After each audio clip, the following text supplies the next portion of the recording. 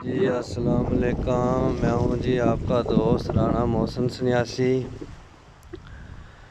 आज मैं आया हूं वादी लिपा में। तो इधर मुझे एक बूटी मिली है जी। इस बूटी के बारे में पहली तो ये बात है, किसी को पता ही नहीं है। तो जिसको पता है उसको मौत पड़ती है, बताता नहीं है किसी को। तो ये जो कीमिया के चक्रों में जो हमारे दोस्त पड़े हुए हैं, फंसे हुए हैं, उनके लिए आज मैं एक तोहफ़ा लेकर आया हूँ। सबसे पहले आते हैं इसकी पहचान की तरफ। इसकी पहचान है जी, ये इसके 3 पत्ते ऊपर वाली साइड है, 2 पत्ते इसके सेंटर में होते हैं। ये जब बड़ी होती है तो फिर ये जो 2 पत्ते ये 3 हो जाते हैं, और इसके सेंटर फिर 2 पत्ते और आ जाते हैं। ये आप देख सकते हैं जी। ये छोटी है, ये छोटी है, सब्ज़ हो जाती, छोटी है सब्ज़ होती है। जब बड़ी होती है थोड़ी सी तो ये लाल हो जाती है। ये तकरीबन 1 गिट्ट के लगभग ये तैयार होकर हो जाती है, इससे ज़्यादा बड़ी नहीं होती।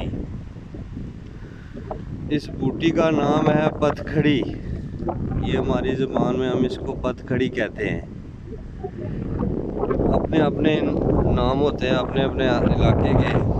और इस बूटी का कमाल ये है जी, ये नुस्खा कर रहा हूँ बाबा जी नेम हैदर साहब की नज़र कर रहा हूँ, उस्ताद मोहतरम की नज़र। इस बूटी का आपने पानी निकालना है, छोटा ड्राप होता है उसमें आपने डाल लेना है।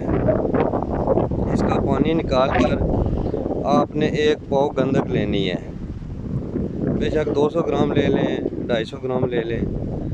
उसको आपने रखना है चूल्हे पे रख कर ये 3 से 4 ड्राप उस पर डालेंगे कतरे, तो ये उसी टाइम उधर ही ये तेल हो जाता है गंधक का।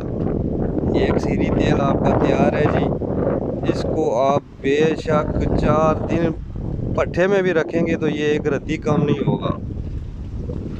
और ये ऊपर भी तेल है और नीचे होकर भी तेल है। ये आप इसको फ्रिज में रख दें, उधर भी ये ठंडा होकर भी तेल है। और जो समझदार लोग हैं उस इससे फिर आगे अपने दिमाग से भी कुछ काम ले लें।